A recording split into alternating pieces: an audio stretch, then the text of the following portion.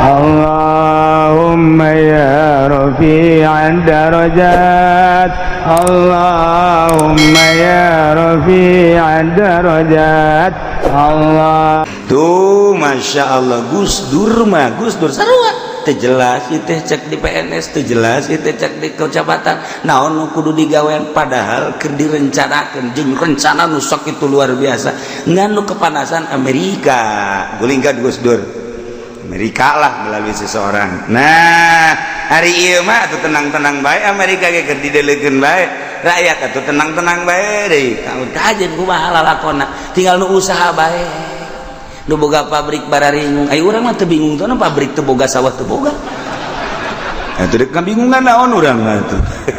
sakitu badak mendingan keneh nu susah teu bingung, nu sugih mah baringung bari bingung cenah bakal kumaha ieu perusahaan orang Cina-Cina ge geus boga gulung tiker ambalaya loba nu geus dirumahkan anu dirampingkeun tina 8.000 jadi 3.000 karyawan teh berarti kan geus lain lalagaan parahna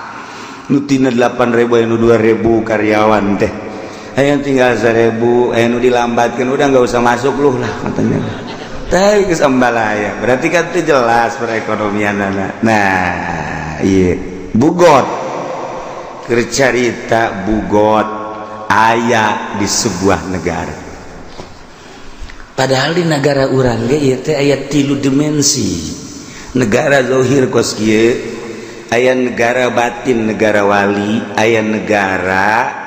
negarana di dalam negara aya di urang ge moal langsung atuh eta urusan narkoba mun negaraan, moal langsung atuh eta urusan sindikat lamun negaraan. Jadi di jero negaranya negara ulah kaget kos gitulah diunggal negara.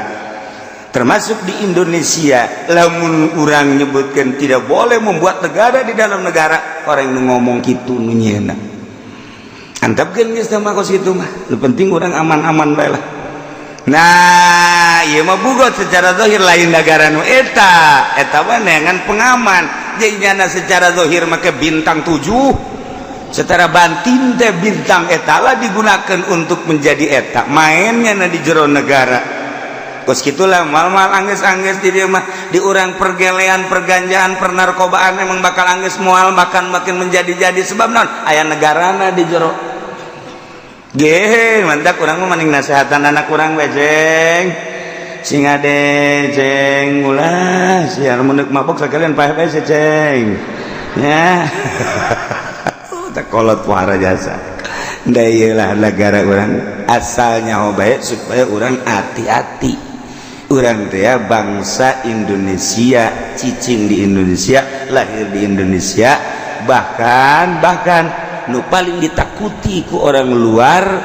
pembelaan bangsa terhadap negara anak. Ieu nu ditakuti Indonesia. Emang kumaha gitu di Indonesia mah. Di Indonesia mah tuh kadeulean ku urang luar negeri aya huru hara geus golok teh kieu bae. Nyong menang nyong eleh mah geus kieu bae. Indonesia hebat biasa. Ya di Papua itu lamun urang teh ditahan beak ujianan. Tapi ditahan demi kebangsaan, persatuan umat, ulah sampai huru hara. Sebab naon lain Papua nu bergerak bendera nu berkibar bendera Israel. Ieu nu dideuleuh ku urang. Bari di Papua lain sakadar eta nu terjadi. Unggal kabupaten terjadi ekses-ekses. Masa sih orang terpancing hantap sebab mayoritasnya Kristen. Ngan orang memohon ke pemerintah ndet datang ke Iraha Papua di urusanana. Tinggal segitu doang ke pemerintah teh. Walaupun mayoritas tapi unggal kabupaten aya musliman, aya mukminan di dinya teh kuat deui lain lalagaan. Lain saeutik jeung lain kakarak eta anu terjadi penganiayaan terhadap muslim di Papua. Mendak sebab terjadi eta urang kapancing ulah babari deuk ngajegurkeun mah tetapi urang persatuan bangsa umat deuk dikumahakeun. Ingat ka leluhur Bung Karno, ingat ke leluhur NU, ingat ke leluhur urang Kiai kitu di Muhammadiyah, kitu Kiai Dahlan, Kiai Muhammad Dahlan. Sarua untuk mempersatukan bangsa negara jeung para kiai-kiai di zaman kemerdekaan. Masya Allah kari kuari urang dek diacak-acak ulah tenang engke aya waktuna lamun geus sekian persen rusakna ieu kakara mulai atuh mustika Bung Karno ge aya keneh nu mantap engke ge aya deui kamari ge aya Soekarno urang dinya teh tapi teu gagah ngaranna mah Soekarno alah tapi ngomong pepeleyehan segala rupa. Nah yalala widada fazakatin ilal bugot andai kata Ki Zaid ngaku bahwa geus mikeun zakat ka kelompok bugot berarti ieu hukum Islam di negara syariat khalifah berarti anu zakat diurus secara rapi dicokot dibagikeun ka fungsina masing-masing di urang mah dicokot zakat teh dibagikeun di urang mah ieu nu salahna ngurus dengan sakadar merekrut doang adapun membagikeun aya fakir miskin nu kabagian zakat ti pamarentah teu dikumahakeun si negara mamadak nyen pusing urang masnaf nangis jelas asnaf nangis jelas atuh teh mah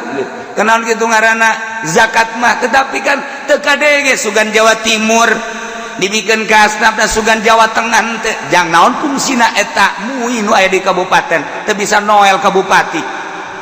teu bisa noel atuh ka DPR fungsi kan eta masyaallah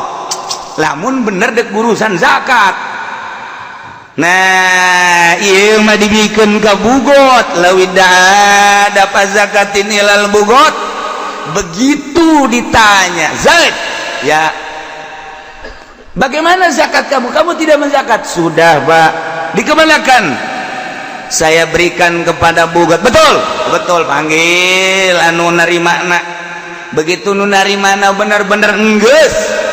jadi lain dibikin ke pemerintah tapi dibikin ke kelompok bugot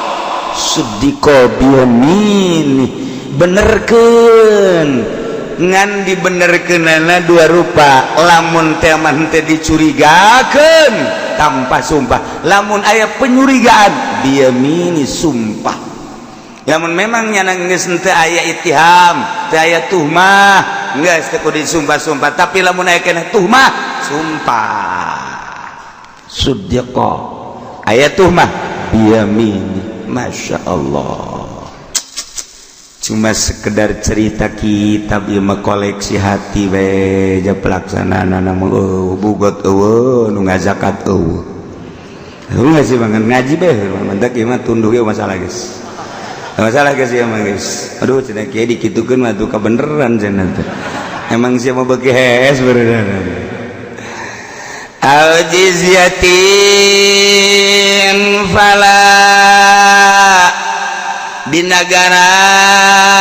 aya kafir zimmi kafir tersebut dipersilakan untuk domisili di urang pakai jangka waktu mungkin setahun mungkin 5 tahun iya per bulana nyana kudu mel di samping mel bayar diat mayar aya orang ingin Amerika di Indonesia emang teu mayar amankeun teu meunang ku urang diganggu ketika orang diganggu kena sanksi sebab naon nyana mayar di negara orang cicing orang Inggris cicing di negara orang zimmi ngaranna teu meunang diganggu gugat ku urang lantaran nyana bayar upeti ka negara aya orang Belanda cicing di urang orang-orang negara luar nu cicing di urang eta teh bayar ka negara lamun urang hayang nyaho tanyakeun coba ka ditu ka MPR aju menta coba dibere tante urang aduh urang kan jauh kayak gitu doang mayar bayar urang teh jauh ka mana lompat eta bayaran nyana suka nyaho jeung sia mah pokona mah geus kitu bayaran atuh sabodo ke kanyawana mah di akhirat gitu bae maksudna atuh sia ka surga ing ka neraka gitu atuh gitu ono sapodo atuh mangga atuh kafir-kafir di negara urang teh barukan teu mayar teh mun carita Islam ngaranna jizyat bayar upeti kula boga santri hiji bae ge orang Malaysia keur kataunu itu boga deui orang Malaysia wari aya kene di dieu santri orang Malaysia eta per bulan teh kapennya mah kudu mel teu meunang cicing di urang kudu mel sabulan zakan hari diperpanjang ku hari bisa belajarna aya aturan-aturanana sebab nyana teh bangsa asing cicing di urang komo itu mah mel teh mayar aya nu mayar dikolektifkeun langsung dipisah aya nu mayar teh langsung karena manehana nama di dia usaha dan lain sebagainya teh aturan pemerintah geus tuh kos kitu nah mayar ya wari aya si Kristian cicing di Indonesia taeta si Kristi orang Inggris agamana Kristen no mantak dengaranan Kristian nyana cicing di negara orang 5 tahun per tahun nyana teh bayar upeti ka negara kuari ditanya panggil Kristi ya tahun ini kamu sudah bayar apa belum sudah Pak mana tanda pembayarannya ini Pak salah bayar kamu kenapa bayar bukan ke negara tapi kamu bayar ke Bugot ya anggapan saya Bugot itu kan sama di dalam negara kirain saya mah dia juga punya aturan sama dengan negara andai kata si Kristi dipanggil untuk membayar jizyat upeti kemudian nyana iya bebeja bahwa nyana geus mayar kumaha eta salah teu meunang dibenerkeun ala sahih nurutkeun kaul sahih. Berita kedua Bapak Muhali ia dan Ibu Rena candu Curug harap pulang karena Mas Wargi meninggal dunia. Innalillahi wa inna ilaihi rajiun. Sekali lagi Bapak Muhali beserta Ibu Rena candu Curug harap pulang. Bayarlah uduk na besi teu kabayar.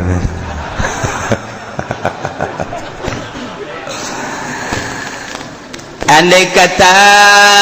pemerintah negara Bapak Kristi supaya bayar dia ternyata pengakuannya nangis mayarna dibikin kabugot fala yusaddaku teu meunang dibenerkeun ala sahih sebab jizyat eta adalah iwad daripada tinggalnya di negara sementara bugot adalah kelompok pemberontak anu bener-bener eksisma pemerintah setempat walaupun nyana bebeja geus mayar terhadap bugot tidak bisa dibenarkan tetap iya si Kristi kudu mayar deui ka pemerintah sebab iya pemerintahan anu eksis pemerintahan negara lain bugot wa kaza kharajun fil sahih kitu kene seperti jizyat kharaj upah andai kata di sebuah negara kemudian negara tersebut ngalaksanakeun tentang pertanian ngalaksanakeun tentang perekonomian pembangunan pabrik dan lain sebagainya eta kan kudu bayar terhadap negara tanah anu dikelola pabrik tanahna eta kan tanah negara nah iya kudu bayar ke negara kuari hasil tanah tersebut ditanya ke pemerintah atau pajak tersebut ditanya ku pemerintah padahal pajak batu menang ieu jizyat kharaj hasil bumi kan ari pajak mah tetep pesa gitu ari hasil mah kharaj mah lain andai kata urang teh ieu nyewa taneuh ka pemerintah atau membuat pabrik tersebut kan di atas tanah sebenarnya mah di urang mah tanah pribadi tetapi karena di negara urang teh kudu aya pajak nah kuduna mah kieu hasilna sabaraha eta tah hasil tanah tersebut lamun berhasil bayar ke negara lamun teu hasil ulah sebab boro-boro jang bayar ke negara nyana ge teh hasil ieu kan kaharti ku otak urang mun make aturan syariat tetapi kan di negara urang mah sia deuk hasil deuk teu tetep bae sia mah bayar bae ka negara ieu lah nu teu meunangna lamun kos gitu mau masalah urang teh tani kemudian aya hasilna nah iya hasil tani dibandingkeun jeung modal untung maka ambillah sekian persen untuk negara masalah tapi begitu diteliti aya peneliti khusus ternyata tatanena teh dibandingkeun jeung kitu modal ternyata nyana rugi ulah dicopot atuh eta tanah teh lantaran boro-boro jang mayar ka pamarentah nyana ge rugi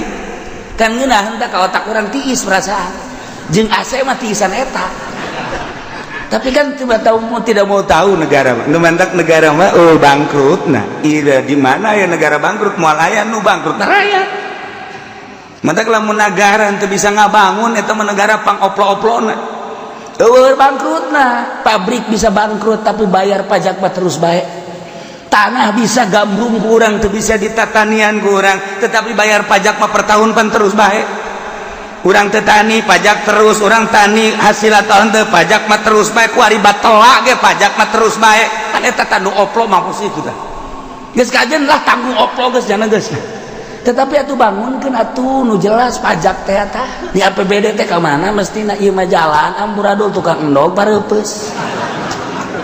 ini masalah nah ada ku bangkrut nah negara mah di mana ya bangkrut dan negara rakyat nu bangkrut mah sebab naon tekanan terus bae bayar pajak parah nu mantak lurah disurakan bae ge aya naik bae di mulu dan surakan Assalamualaikum masyarakat alhamdulillahirabbil kunaon masyarakat geus paham pasti SPPT kajeun kuku bae mantak masyarakat bupati boro-boro masyarakat bupati naik assalamualaikum warahmatullahi tapi lamun sesuai mah moal dihuhu moal masyarakat ge boga etika atuh ieu teh melampiaskan uneg-uneg ka bupati lantaran teu akur ieu antara panyokotan pajak jeung pembangunanana mantak asal naik bae asal naik bae asal 5 tahun ka hareup mah dadung bisa masyarakat teh eta kula mah asa ngadaengkeun di mana bae asal lurah naik bae masyarakat camat bae naik assalamualaikum lam itu mah lain ngajawab sama sinis kunaon eta henteu aya di hate sebab naon ditipu masyarakat ku seorang camat padahal mah camat mah ngan sakadar melaksanakeun teu salah teu naon camat mah program anu salah kos kitu camat basa pira tujuanna mah ngalaksanakeun apa adanya teu salah tapi masyarakat geus nyalahkeun bae ka camat ulah teu meunang nya mangan setengah salahna geja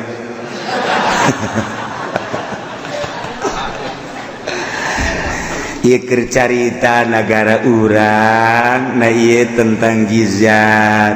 wa kadza kharajun fil ketika seseorang dipanggil untuk bayar hasil bumi untuk bayar pendirian tentang pabrik kemudian yana mengaku telah membayar terhadap bugot tidak bisa dibenarkan cuma sekedar cerita sedaku umat kurang mah eungap lamun urang usaha di Indonesia emang teungap sabaraha kali bayar pajak urang teh pembelian tanah pertama geus kena pajak negara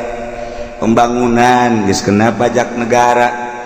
masuk barang kena pajak keluar barang kena pajak jadi urang teh teu eureun-eureun pajak jeung pajak bae wallahu alam maju jeung teu na pajak nu mantak kajen kukumaha ge terus bae nyana teh aya dina riba haram di riba di haram di riba di haram teu eureun-eureun pajak terus bae pajak komo ekspor impor karek masuk pabrik kena pajak keluar pabrik masuk eta kena pajak engke urang ekspor kuari mah barang teh kaluar diimpor ieu teh pajak deui bae engke bahan baku ti luar kena pajak asup pabrik kena pajak produksi kena pajak deui keluar kena pajak deui gleg ku sia pajak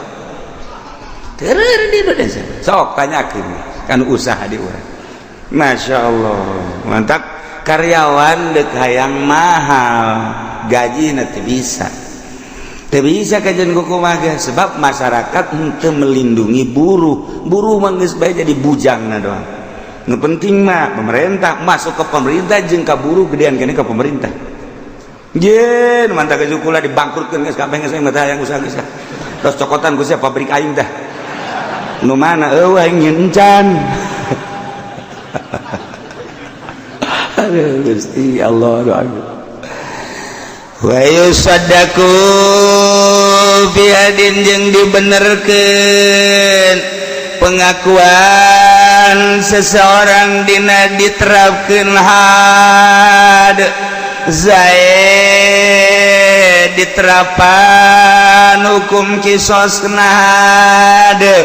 nah iya ketika ditetapkan hukum had guru dibenerkan ilayas buta bibainatin kecuali tetapatna melalui saksi walhal annahu la asarolau bari ayat apa kamanehanana tentang hadina awakna eta mah geus lain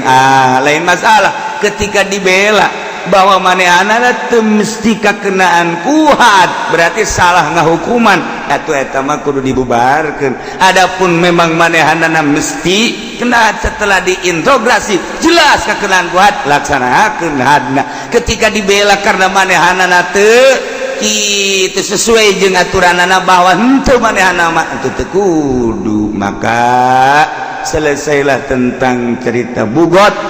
urang melanjutkan kitabur riddah wallahu a'lam shawab.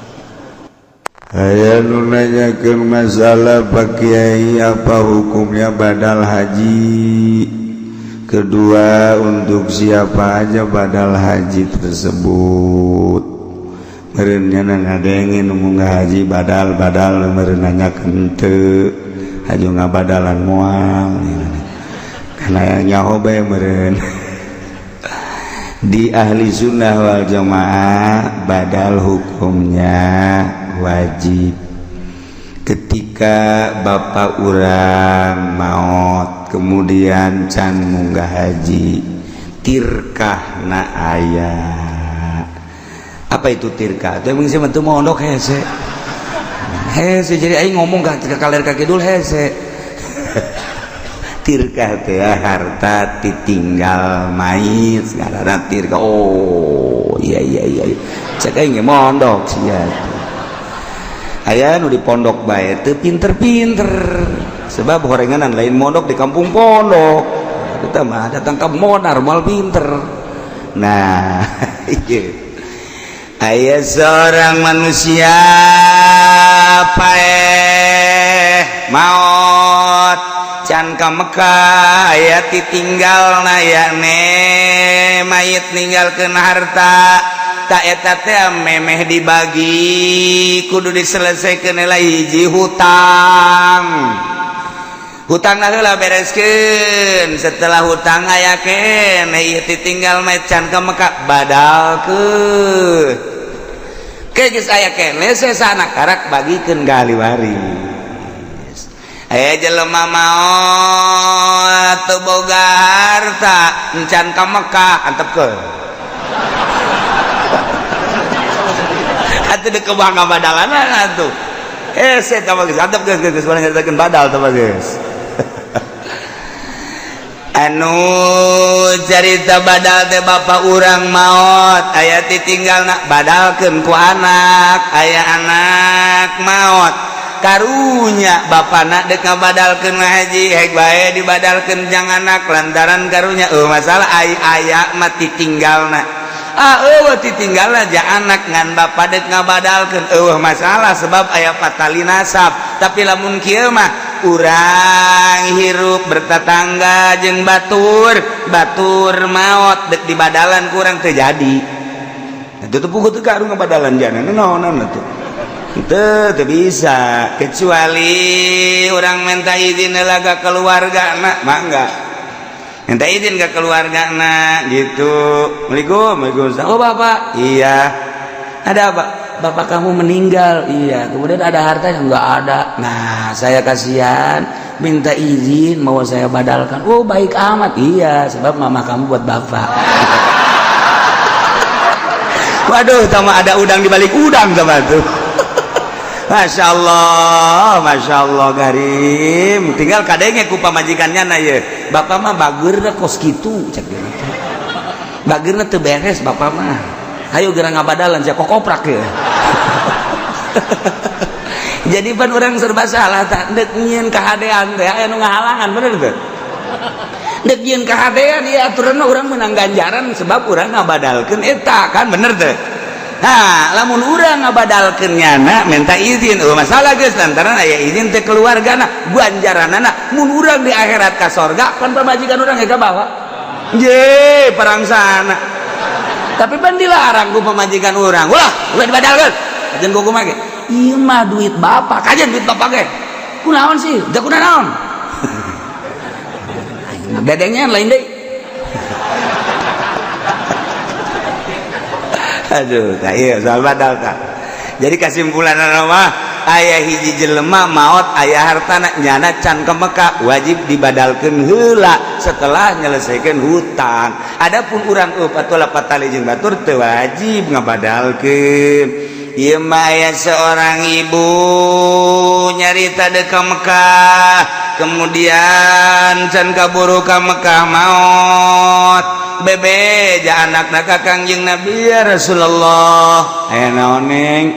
maaf di ngomong deh ka Mekah haju can kaburu datang ka waktuna maot apa wija apakah abdi bisa ngabadalkeun ngahajikeun emak ih atukan tenan cek Kangjeng Nabi oh masalah nah maka jeung bisa eta bae lamun hutang emak boga hutang wajib teh kudu dibayareun ku neng wajib kitu kene hutang ka Allah atuh lamun aya ditinggalna wajib ku neng dibayar tuh kan jelas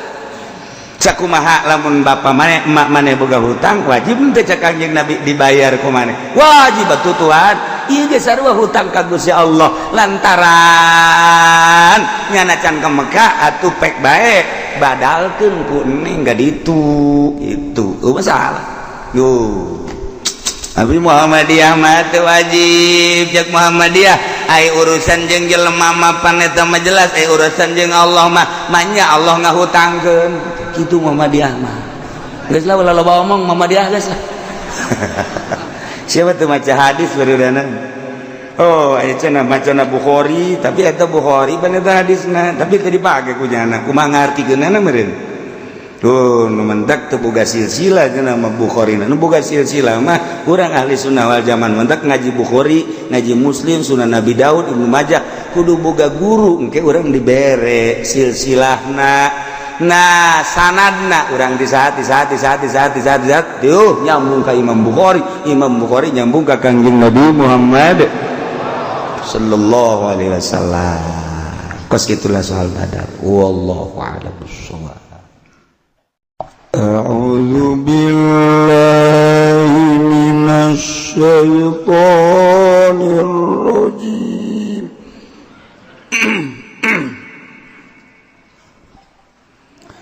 Bismillahirrahmanirrahim.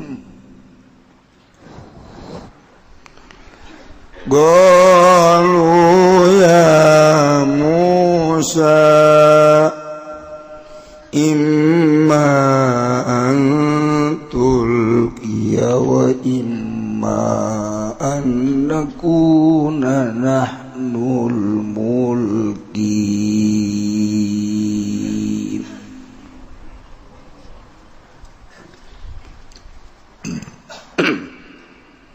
Qalu mujab ya saharah kabeh Ngucap ing lapad ya Musa imaan tulkiya nakalana yan tahlibakeun sira Musa asoka ing tetekan sira wa imaan nakuna nanul mulki la manakalana enta naisun sadaya nanu insun sadaya al mulki naiku kang libakeun kabeh Mama ing barang kang tetep sumertana ingsun sadaya kola ngucap yang Musa alku nibakeun sira kabeh amrun lil idzi iku merintah kadue idzi atawa iku amr kadue izin bitaqdimi ilqaihim kalawan endingenakeun dibaakeun sahar tawassulan karena gawe lantaran bihi kalawan Musa ila izharil haqqi mari ngalahirkeun haqq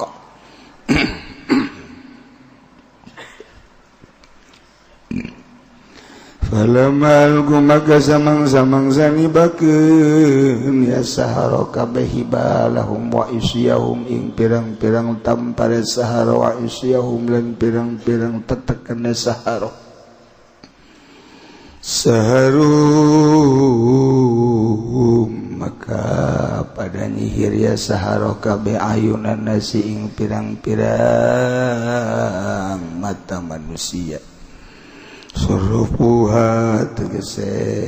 bolakeun ya sahara kabeh ing ayunan nas an hakikati idrokiha saking hakikat ing idroke ayun nas wastarhabuhum lan amri ngawadiakeun ya sahara kabeh hum ing nas khawafuhum tegese ngawadiakeun ya sahara kabeh hum ing nas haitsu qayaluha sakira-kira ngahayal sakira-kira rapiya sahara kabeh ing hibal hayatan ing ulata sahale narima ngalaleori haya waja'u bisihrin azim lan teka ya sahara kabeh kalawan sihir kang agung wa auhayna ila Musa an alqi asak fa idza hiya talqafu ma yafikun wa auhayna lan ngawahyuan ingsun agung ila Musa maring kangjeng Nabi Musa an alqi satuhune kalakuan iku alqi nibakeun sira Musa asoka ing tetekan sira faizan maka kaget ya utawi asok talquf iku pada ngaleg-legan ya asok bihati ihdatain ikalawan ngabuang salah sawiji taroro minal asli saking asal talquf manane tabdaliu tegese ngaleg-leg ya somaya pikuna ing barang kang nyulap ya sahara kabeh ya kok libud tegese nabalikeun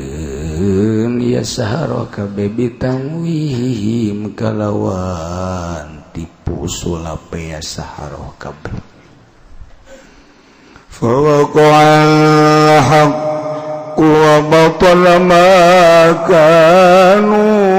ya'malun wallahu a'lamu bimaradi fawaqa'al haqqu maka tuniba fa haqqa sabata tegese tetapi hak wa dhahara lan lahir ya haqq wa batala makan wa ya'malun lan batal apa barang kang anaya sahara kabeh ya'maluna iku migawe ya sahara kabeh minas sihri saking sihir.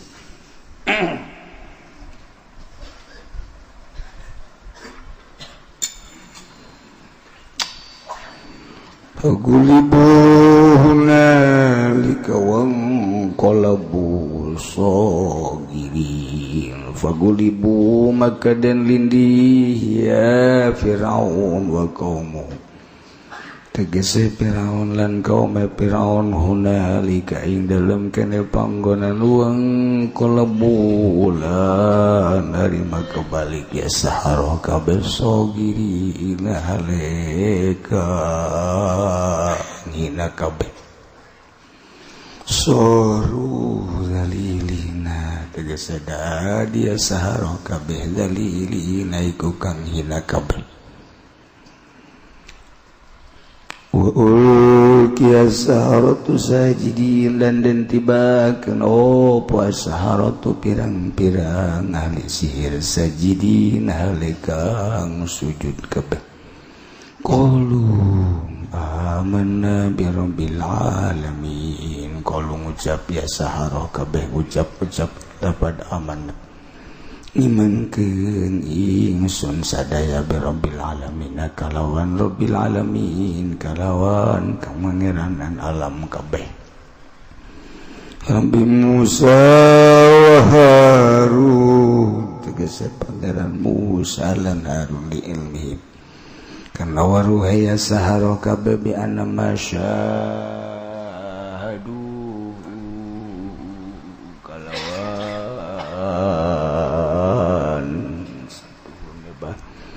kang nyakseni ya sahara kabeh ing maminal asos saking solayati bisiri ikora teka awas ikora teka yang makalawan sihir.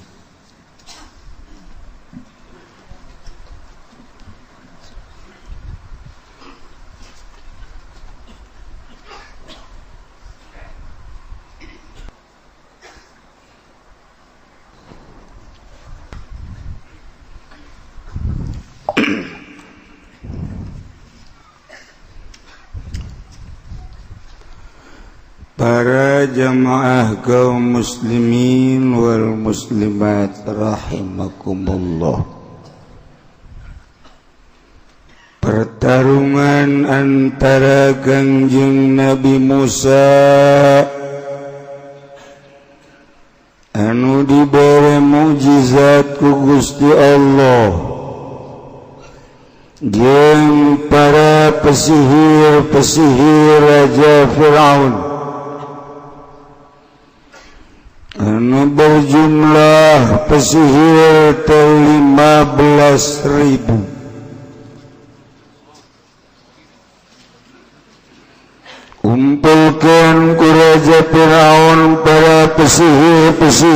berjumlah 15.000 selaku pimpinan pesihir bernama Syam'un. Entah kurang ulah sok padu Arab baik anak-anak ayah jelma kusubab kadengina hayang Araban serem jaknya na Muhammad Jahannam.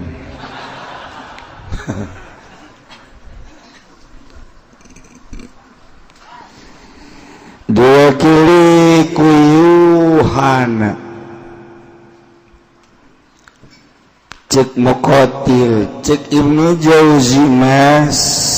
pemimpin teh aya 4 hiji Sabur 2 Azur 3 At-Tahat 4 Musaffa etalah pemimpin-pemimpin sihir. Masya Allah.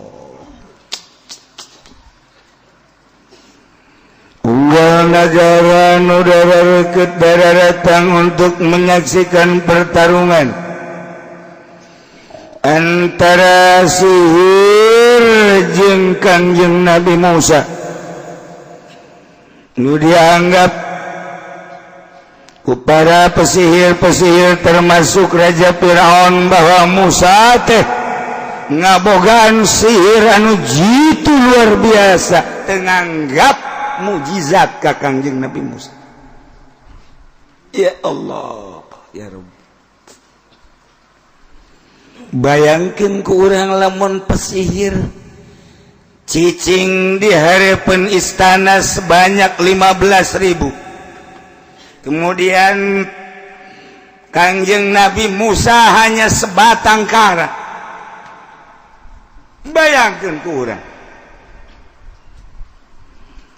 Raja Firaun diuk di tengah-tengah antara istana. Masyarakat diperkirakan aya sekitar 500.000 manusia hadir nyaksian pertarungan sihir para pesihir nu aya di Mesir jeung Kangjeng Nabi Musa alaihis.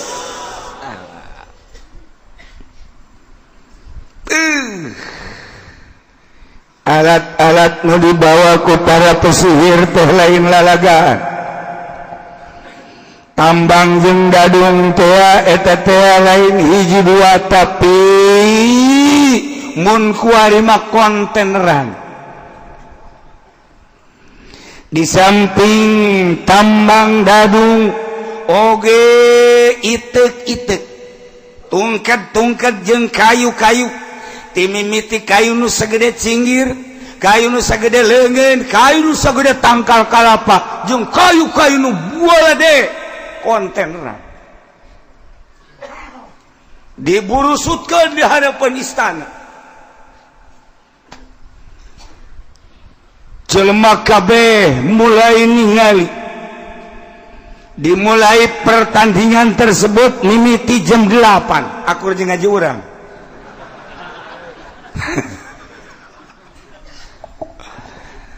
Lain lalagaan, diburusut-burusutin, dibagi 3, 5.000 kelas handap, 5.000 pesihir kelas menengah, 5.000 kelas elit. Desararia pesihir-pesihir dek ngaatrasikeun sihir-sihirna. Cuman aya pamingpina nu tadi dicaritakan. Keke tenang. Raja Firaun jeung para penggawana diuk di tengah-tengah istana.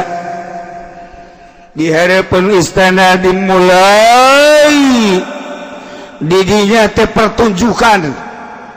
arena pertunjukan. Masyarakat geus di mana mending ningali. Anu teka deuleu ngarasa panasaran narai ka tangkal kurma, tangkal macem-macem, bahkan di luhur istana ge penuh ku jelema. Rantul hayang ningali. Geus puguh negara nu deukeut ya Yordania, ya Palestina, itu Israel, geus Syria, Turki, Maroko, Saudi Arabia, nempo kabeh ka dieu. Pertunjukan lain lalagaan dunia imah kelas. Kangjeng Nabi Musa sorangan we, Kangjeng Nabi Musa, asyaallah eta kuludeung. Ludeung Kangjeng Nabi Musa dihurupan kumpul 15.000 tukang sihir. Tenang we, Kangjeng Nabi Musa. Di jero hate Kangjeng Nabi Musa hiji Allah. Setika kiri Kangjeng Nabi Musa hiji Allah. Moal teu kitu atuh, kapan memehna ge kapan titah amprok heula jeung Allah di Gunung Tursina. Panggil heula ku Gusti Allah. Mukalamah heula jeung Gusti Allah. Wah teu tenang hareupan jelema ku sakumaha lobana ge. Biasa bae Kangjeng. Malah Kangjeng Nabi Musa katingali sinarna memeh tarung pesihir geus deuleu wajah Kangjeng Nabi Musa nu bersinar eta nyana sing harewas hebat amat lain deui kabeh sing harewas tukang sihir benar lain beda urang ge sok harewasan kitu geulisnya Haji Pendit nama lain deui.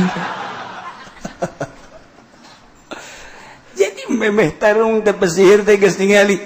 wajah Kangjeng Nabi Musa nu rada lain deui. Istimewa sebab geus aya sinar ilahi di jero haten Allah.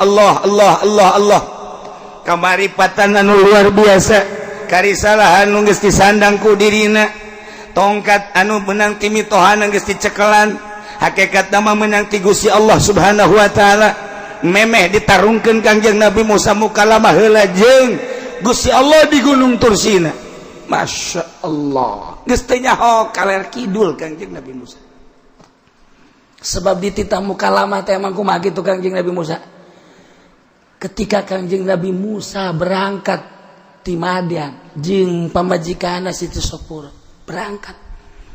endeu ka Mesir teh nyaho jalan. Ketika berangkat datanglah ka handap Gunung Tursina. Di dia aya sono kapan di luhur gunung. Sono katingali ku mata ieu sono tapi katingali ku mata hate cahaya ilahi.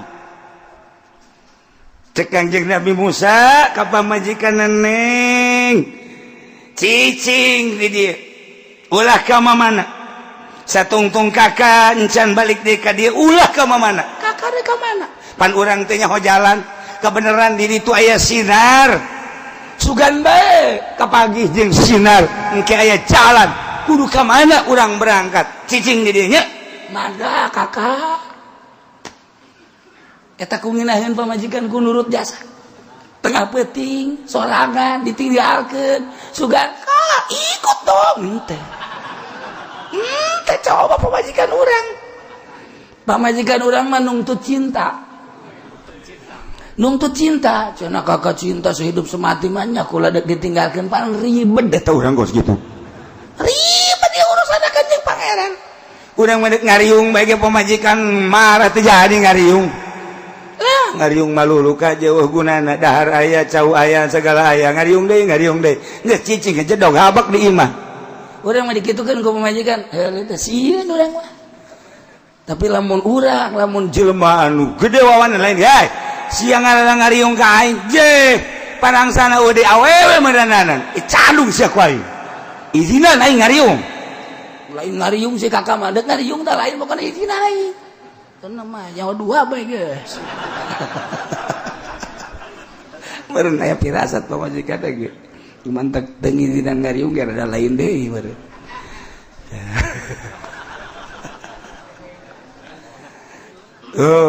wa qala Musa li ahlihim kuthu inni anastu naran la'alli pamajikan cicing di dieu kaula ningali cahaya cicing mangga dasang putri Kangjeng Nabi Suhaib atuh putri Nabi lain deui mantak lamun urang boga turunan kajen ting galak beda. Orang boga pemajikan galak tapi turunna bagus antepkeun antep lantaran turunan teh sangat geduku engke satu saat engke ge nyana kaluar geura sifat katurunanana urang keur susah ka dihese ka ditu hese timbul ge ka lah ulah sok dipikiran sepira dunia moal kebal gas wari mah urang ibadah bae ka Gusti Allah tuh turunan mah hebat. Tapi lamun teu boga turunan keur kamari mah keur boga duit rapi jasa barang ka dihese ka ditu hese usaha maju magol di pabrik urang dipecat di PHK mulai lah ka aya geus kieu urang babagi bayu anak aya dua sering hiji atupan kakak ka ditu boga abah keneh kula boga kakak bae keneh lah mung ngarona keneh tah eta kan blon mah geus kitu teh beda nu boga turunan maka lamun kakak deuk berjuang hayu mun paeh kulah kudu nyaho kuburanana lamun hirup hayang nyaho gering jeung hirupna pokona maka hayu urang berjuang tah boga turunan mah kitu geuna lain deui turunan tapi lamun teu boga turunan sok coba bagi bae babagi bae nu aya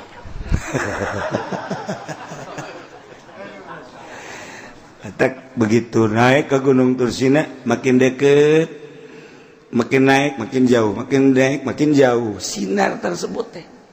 membuat penasaran datanglah ka luhur kakarat Kanjeng Nabi Musa mukallamah jeung Allah turun tidinya nyaho jalan ka dieu datanglah ke Mesir ieu engke tama di ayat lain ieu mah keur carita memeh Kangjeng Nabi Musa tarung jeung para pesihir dibere modal heula ku Gusti Allah dibere modal mukjizat mukalamah jeung Gusti Allah geus teu inget kaler kidul Kangjeng Nabi Musa anu inget hiji dong Allah mantep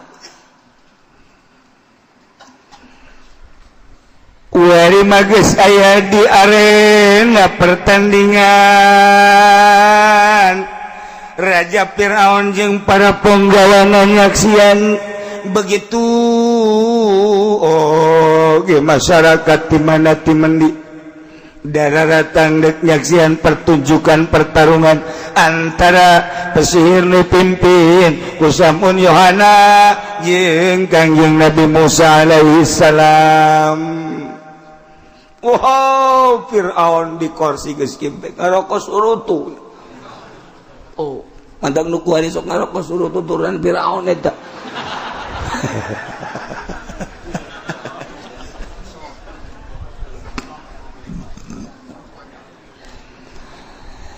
Qalu ya Musa imma tulqiya wa imma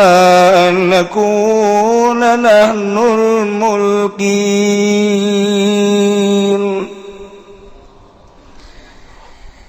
sakumaha dek tarungan nu sakitu dahsyatna para pesihir ngaharepan Kangjeng Nabi Musa tetapi tetap bae ai gimbir mah aya ieu para pesihir ti mimiti pesihir kelas handap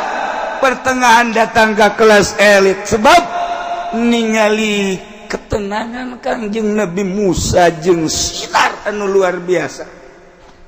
maka para pesihir nanya ke Kangjeng Nabi Musa dengan pertanyaan anu pinuh adab anu pinuh tata krama jeung kasopanan cek para pesihir qol ya Musa Musa sopan kaula rek nanya ka anjeun Musa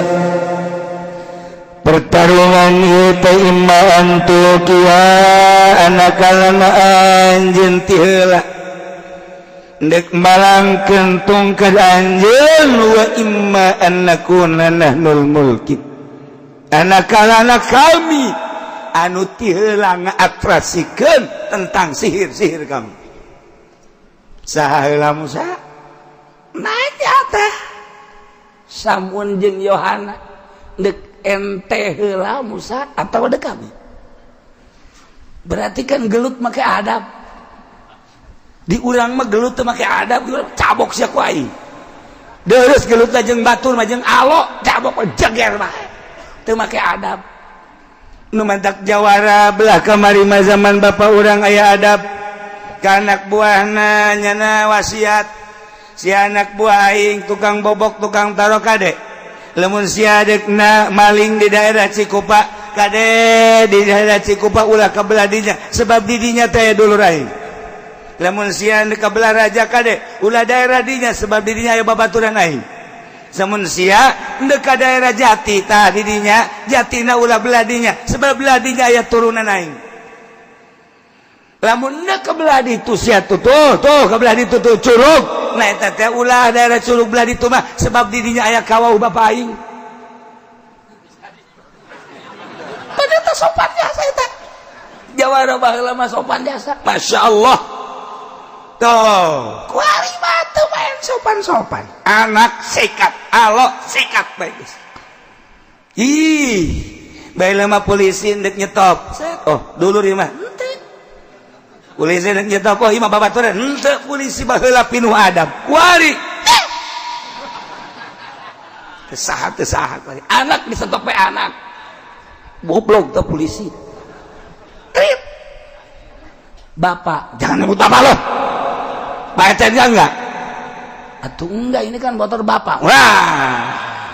tangkap lo pak ini anak jangan ngomong anak lo punya uang enggak tangkap lo ini kan motor bapak wah kuku motornya anak ditangkap punya anak belum deh coba itu polisi di Australia gue segitu tolol tepak baik gue di ka urang kuari iya adab ya para pesihir sangat adab ka Kangjeng Nabi Musa alaihis salam cek Kangjeng Nabi Musa golaalku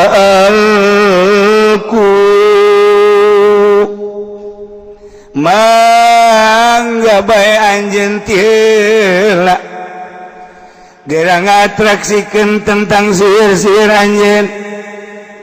nu mantap Kangjeng Nabi Musa nitah ka para pesihir tila aya izin bitakdimi alqaim tawassulan bihi ila izharil haqi ieu teh sebagai taktik Kangjeng Nabi Musa untuk memperlihatkan hak sebab dina keyakinan Kangjeng Nabi Musa moal mahi kabeh ge ilmu ka aing sebab aing mah lain sembarangan ilmu aing mah mukjizat di Allah lawan Gusti Allah di jero hatena boga keyakinan kitu moal bisa sia sok tila Kangjeng Nabi Musa nitah ti heula molotot Firaun tuh pikumaheun bakalna ieu sebab keyakinan Raja Fir'aun maka Kangjeng Nabi Musa teh kapan anak angkat Raja Fir'aun lah sapira Musa sahebat-hebat dage aya di hurupan ku 15.000 mameureunnan eleh tapi kok boga wawanen anu luar biasa ieu Musa aya naonan si ieu Musa padahal mah jadi urus tak wae molotot Fir'aun molotot cek Kangjeng Nabi Musa alku waktu dititah henti heula para pesihir instruksi samun teh silakan kuari 5.000 kelas handap geura atraksi ngatraksikeun sihir atukeun jeung Musa jeung sihir Musa eta pesihir-pesihir nu 5.000 ngaburusutkeun tali tambang jeung dadu jeung kayu-kayu termasuk itek-itek diburusutkeun berubah jadi orai kabeh orai bayangkeun lamun kontaineran lain lalagaan tama orai anu tina tali letik tina tali sedang tali gede termasuk tina kayu-kayu tiletik datang ka gede hiji orai bayangkeun kurang kasorot ku panon poe eta orai anu sakitu jutaan anak kasorot ku panon poe werang moeh masyarakat nu nompoti unggal negara nu hadir harita teu kicep-kicep kaget ya Allah cek samun kuari tingkatan kedua ayo diatraksikeun buari orai nu gede segede tanggal kalapa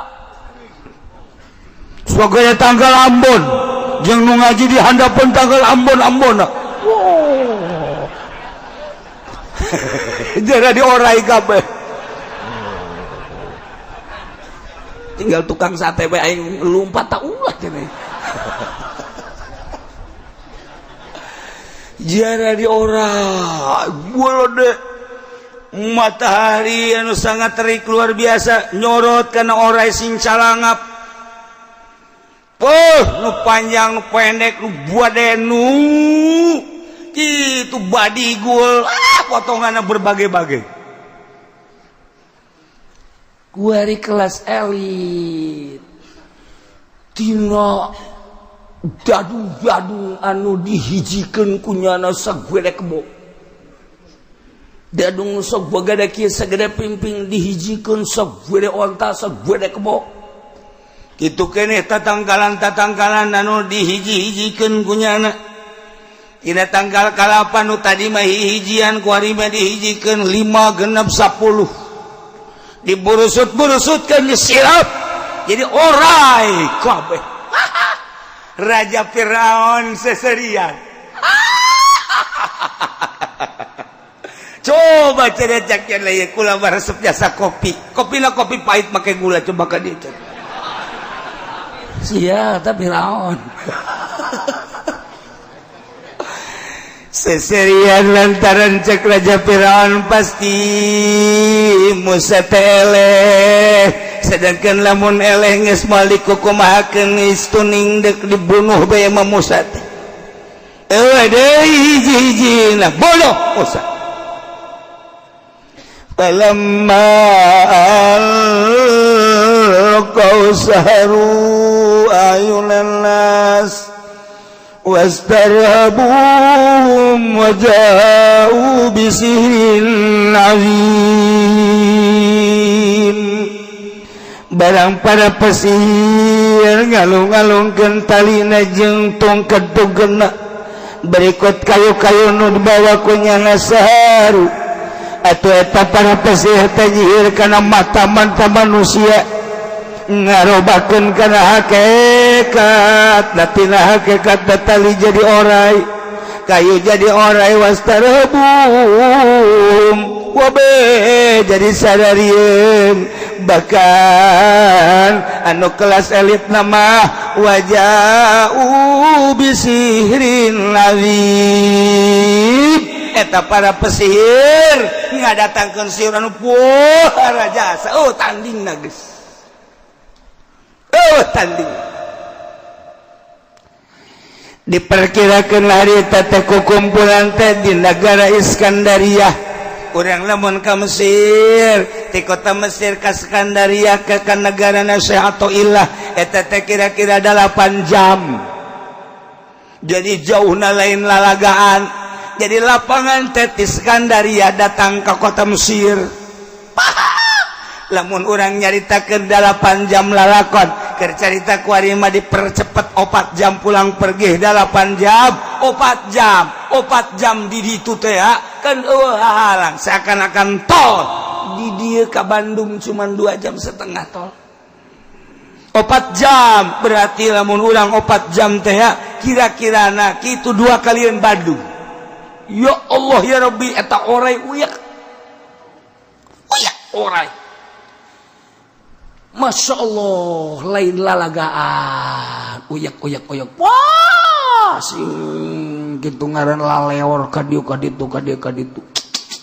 seserian Raja Firaun teh ningali jenis orai macam-macam orai tina orai letik sedang datangkan beureuna luar biasa bari cacalangapan orai luar lewar ka mana-mana geus seserian eleh kajian kumaha ge Musa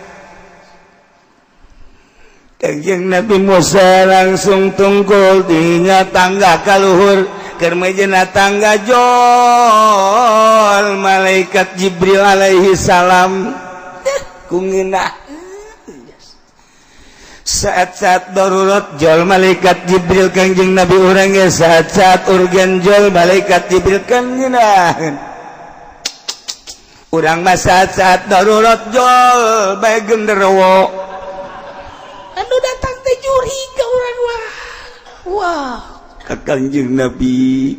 ka para rasul ka para wali beda nu datang Allah karim cik Kanjeng malaikat Jibril alaihissalam Musa alki asab eta ulah diceklan bae tongket geura bantingkeun gerak tibakeun lemparkeun alungkeun Musa alungkeun langsung Kanjeng Nabi Musa ngalungkeun tongkatna teh wabeh molotot jelema nu aya di dinya ribuan manusia 10.000 manusia ratus ribu manusia ndolekeun karena atraksina ngalemparkeun tungkadna Kanjeng Nabi Musa lantaran tungkad eta ternyata horenganan huluna di Iskandaria buntutna aya di sisi laut sawah wajang jung budena luar biasa wa auhayna ila Musa kami nu agung cegus ya Allah melalui malaikat Jibril mere wahyu ka Kanjeng Nabi Musa an alqi asaka he Musa lebarkeun eta tongkat dilemparkeun laku Kanjeng Nabi Musa faiza hiya talqafu ma yafikun eta tongkat Kanjeng Nabi Musa nu berubah ku ari jadi olar guadena luar biasa lain lalagaan eta urai tengah leg-legan orai-orai anu diciptakan ku para pesihir imimiti orai nu laletik dicaplokan ku orai Kanjeng Nabi Musa datang ke orai nu rada gede datang ke orai nu gede jasa beak kabeh dicaplokan beres dicaplokan nyana calangap ka istana nu aya Firaun wah sakira-kira dileg-leg Firaun jeung istana nakal leg-leg kabeh Masya Allah karim wabeh malalungguh ku sebab eta orae teh deui akog-akogan kitu bangun deuk ngaleg-leg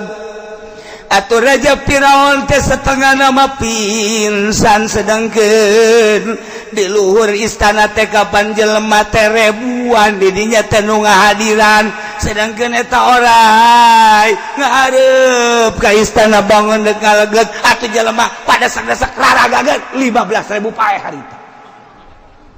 15.000 paeh gak dadak di Mina mangan 1.000 leuwih di Mina mangan 1.000 leuwih ge geus pohari 15.000 lantaran padesek-desek raragagan bak paeh saharita 15.000 Masya Allah wa kana itimauhum bil Iskandariyah wa balagha zamul hayat wa ra'al bahar kumpulan pertarungan di negara Iskandariyah negara nasuhato illah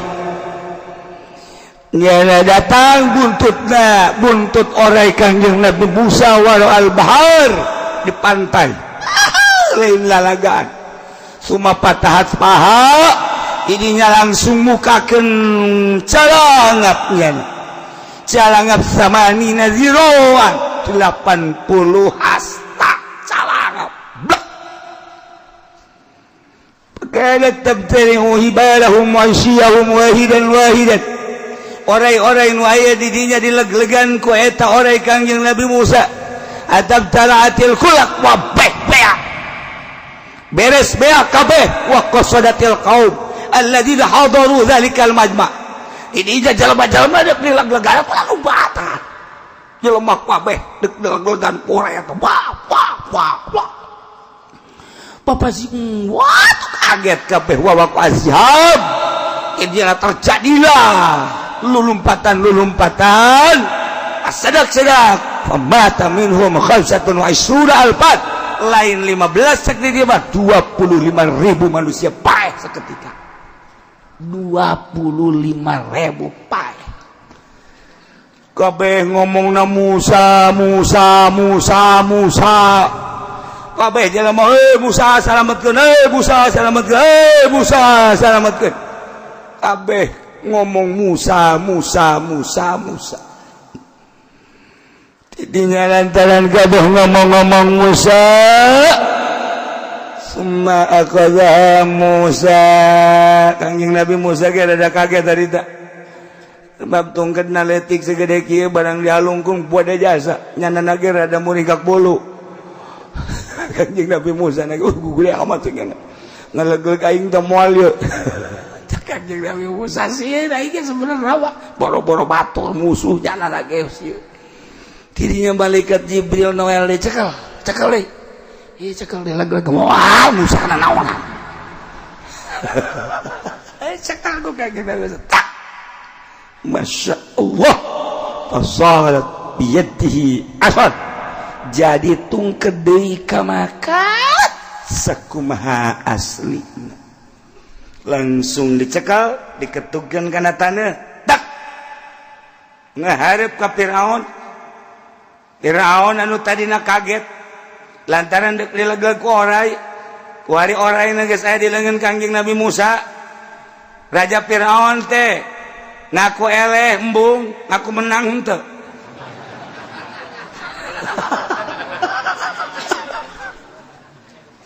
ya Allah ya Rabbi teker kaki lagu seblak Masya Allah man tawakku ala haqqi wa batala ma kanu ya'malun makanya talahak tetaplah hak lahirlah hak kebenaran geus jelas wa batala makan wa yamalun jeung batal rusak sihir-sihir anu dipigawe ku para pesihir-pesihir anu jelas nama fagulibuna likawan qalabu sagirin Fir'aun jeung para kaumna para pesihir teh eleh hina saat harita ku eleh lah para pesihir 15.000 pesihir eleh ku Kangjeng Nabi Musa alaihis tetap Kangjeng Nabi Musa nangtung di hareupeun istana di payuneun di hareupeun Raja Firaun para pesihir teh kahareup kabeh eueuh nu ngomong saurang-urang aca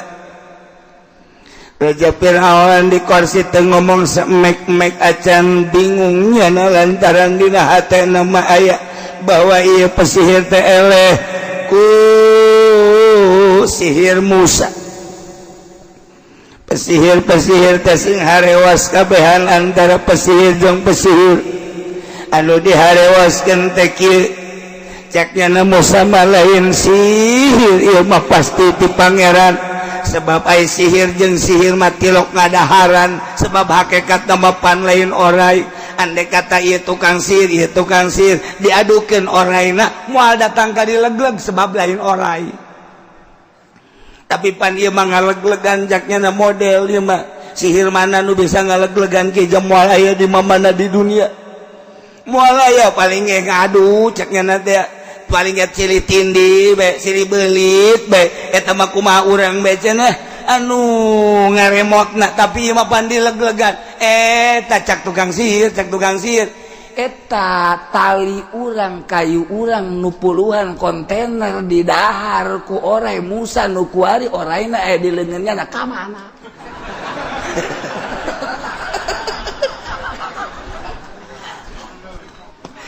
lapor kabeh karajana ya ini pemimpin Samun Mbah Samun Mbah Yuhana ieu lalakon jadi kos kieu ieu urang boga sihir teh di hareupan ku Musa mah geuning eueuh nanaonan ieu masalahna lain nanaon ieu naon tali urang tambang urang gayu urang ieu ka manana sia ngomong kos gitu aing bingung ya kan sia onang laleutik pan aing poporan teh cak jana nu aing mah sagegede onta sagegede sapi sagegede gajah aing ge teh keur neuleukeun bae ka tongkat Musa jaleutik deui berarti di beutengnya eta kayu-kayu urang loba eta ieu tah sing harewas kos kada itu kabeh sing harewas heuh nya ieu kumaha lalakon ngomong salianti harewasan kabeh para pesir kersaning Gusti wa kiasaratu sajidin harita kene para pesihir di jero kalbuna kasupan ku hidayah sabada sing harewas di jero pikiranana ari sihir maja moal kudu di daharan eueuh ti dituna oray sihir kudu ngadaharan oray deui lantaran hakikat mapan lain oray tapi kan ieu mah di daharan datang kaludas maka berarti ieu mah musa lain sihir tidinya para pesihir kabeh blak sujud kabeh para pesihir sujud kabeh berat Fir'aun molotot goblok cak Fir'aun sarujud sih barinya ngomong qalu amanna birabbil alamin para pesihir teh ngomong kami ngimankeun iman Rabbil alamin cak raja Firaun ana Rabbul alamin kaulah pangeran alam sia sujud ka aing cak para pesihir Rabbi Musa wa Harun kami mah ieu sujud teh nyembah teh iman teh ka pangeran alam pangeran Musa jeung Harun rangtung Firaun goblok tolong sia teh kapan dibeli ku aing digaji ku aing dek dibere hadiah anu loba kunaon ngagelok jadi iman ka pangeran Musa goblok tolong tidinya digoblok-goblok ditolol-tolol ku raja Firaun tapi tetap para pesihir sujud mengucapkan amanna birabbil alamin kami ngimankeun ka Rabbil alamin pangeran alam kabeh nu mantak Firaun teh asa bunga lantaran ngarasa bahwa dirina Rabbul alamin ana Rabbul alamin dijawab kepada pesihir kami mah lain nyembah ka anjeun tapi Rabbi Musa ka pangeran Musa kok ditambahan Harun lantaran menteri tambahan Harun besi dianggap Rabbi teh anu ngurus Musa sedengkeun anu ngurus Musa mah panaja Firaun ditambahan Rabbi Musa wa Harun berarti iman spontan ka Allah maha kawasa Allah maha jembar Allah maha rahman Allah maha rahim Allah di tengah-tengah pertarungan setelah eleh langsung sujud iman ke Allah Rabbul alamin kunaon eta rahasiana nu mantak iman rahasiana ti awal boga adab para pesihir teh memeh nek tarungna nanya heula qalu ya Musa imma antul kiya wa imma an nakuna nahdul mulki teu sambarang ku sebab adab eta lah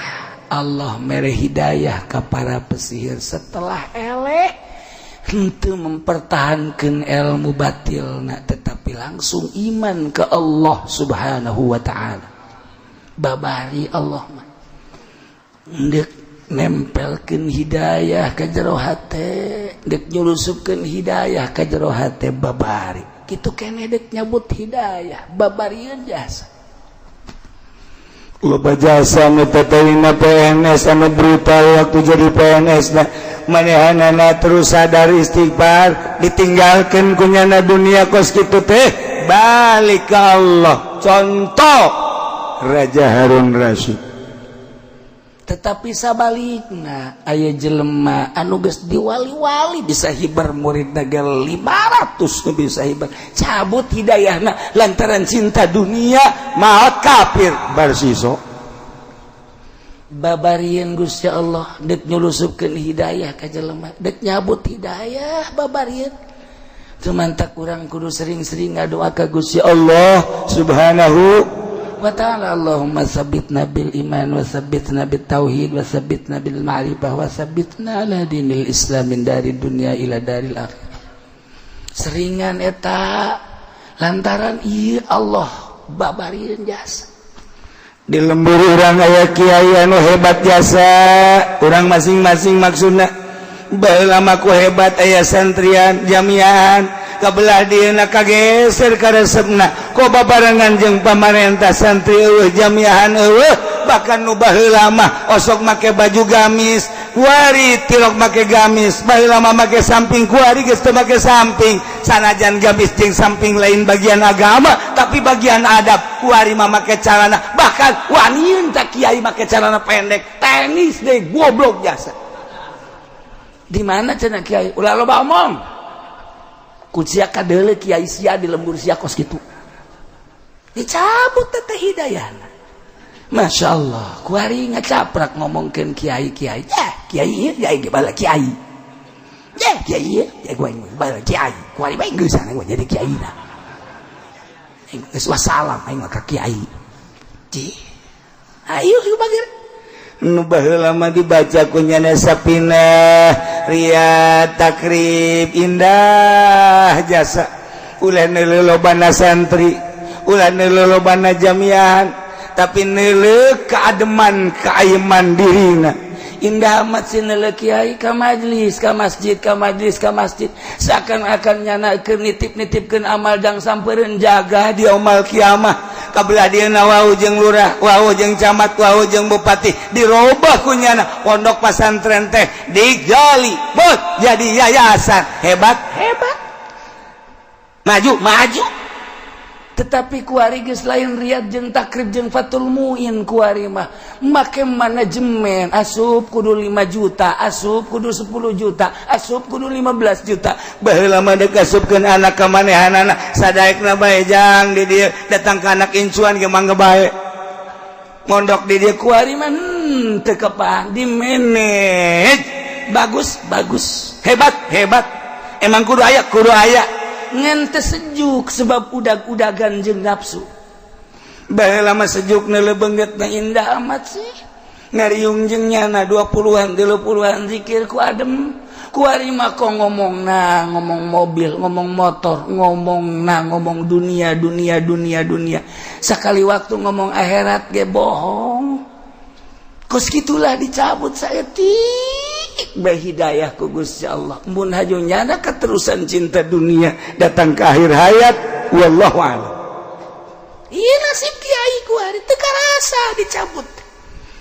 ceknya nama hebat beren hidup-hidupan di luhur panggung tapi pudoli hidup yang haji pendi hidup siapa yang serikeun pugu sia sarua nganu aya bae nyana sarua sia ge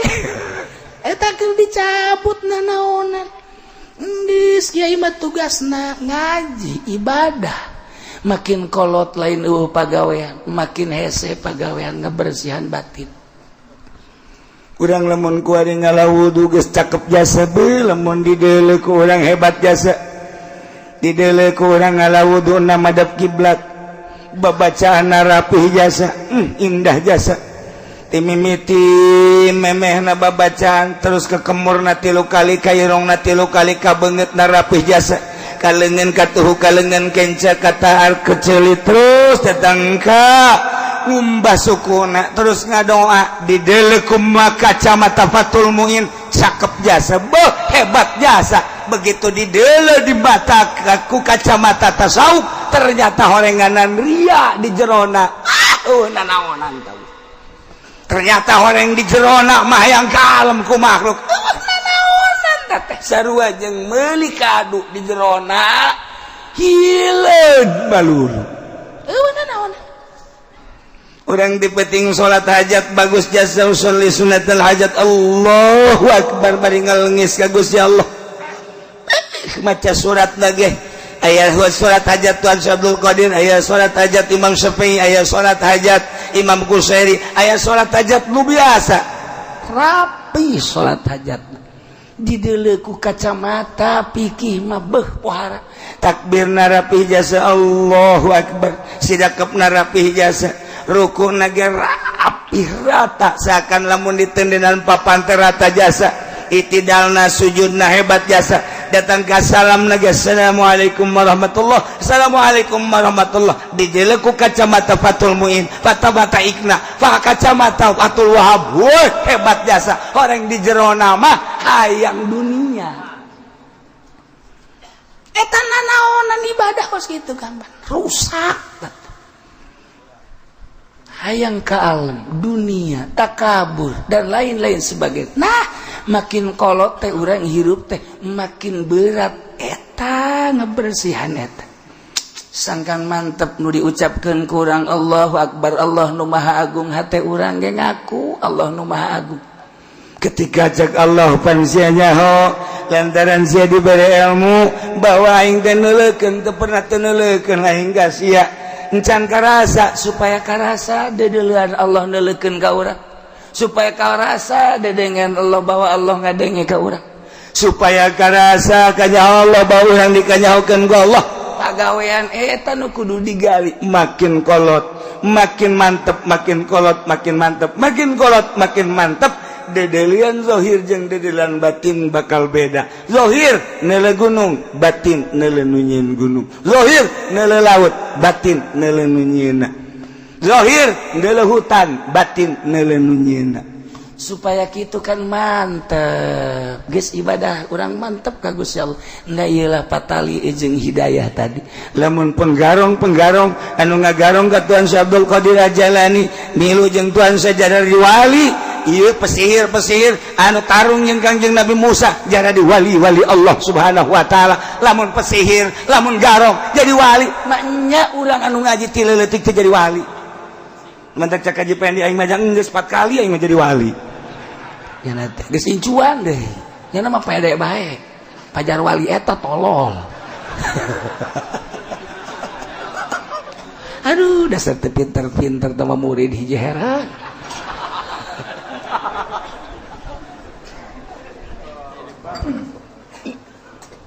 kalau dia mah makin kolot makin dobrok baheula mah tentrem kok kuari jadi teu tentrem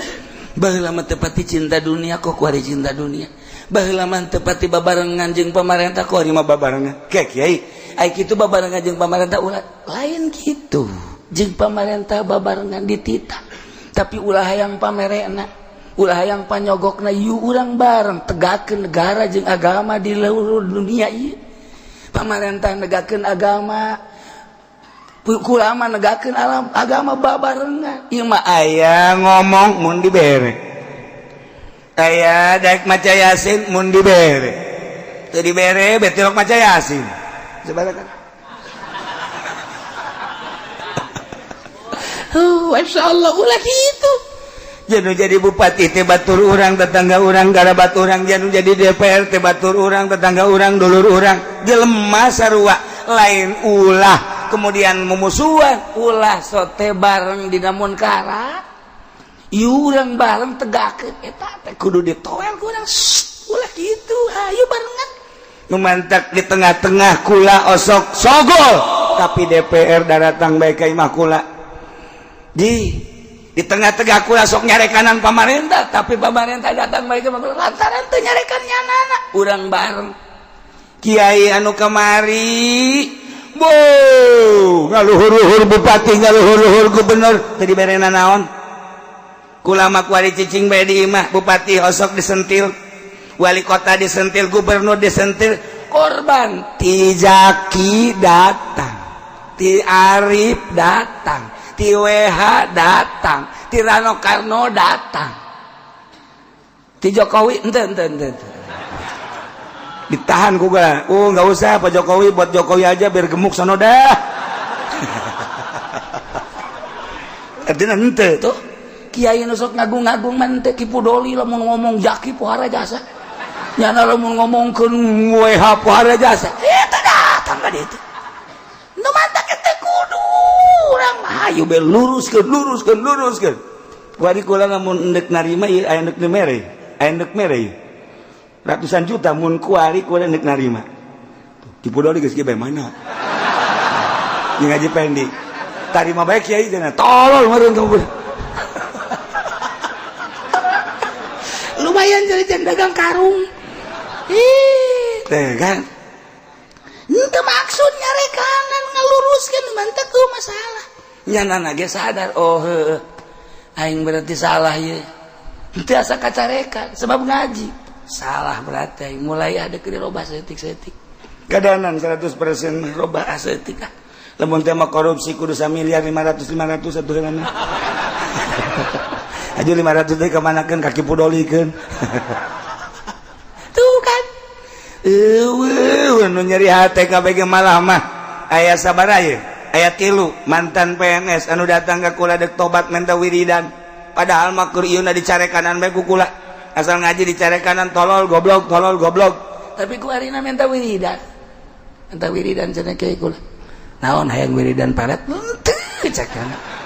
naon wiridan usan teh cenah geus-geusan cenah kos kitu kula mah minta wiridan jangka Allah beneran dek nu loba panu saeutik bae joguna tuh berarti kan bener ya sagula aya unsur di jero hate bener-bener lempeng moalna naon nah Raja Firaun langsung nunjuk kepada pesihir goblok tolol sia teh dibayar ku aing sia teh digaji ku aing sia teh diberi hadiah ku aing kunaon atuh sia tiba-tiba salah rujud percaya jeung iman ka Pangeran Musa jeung Harun awas sia maka Raja Firaun teh kuari dek ngutuk dina kutukanana dilestarikeun dina Al-Qur'an qala fir'aun wallahu alam bisawab.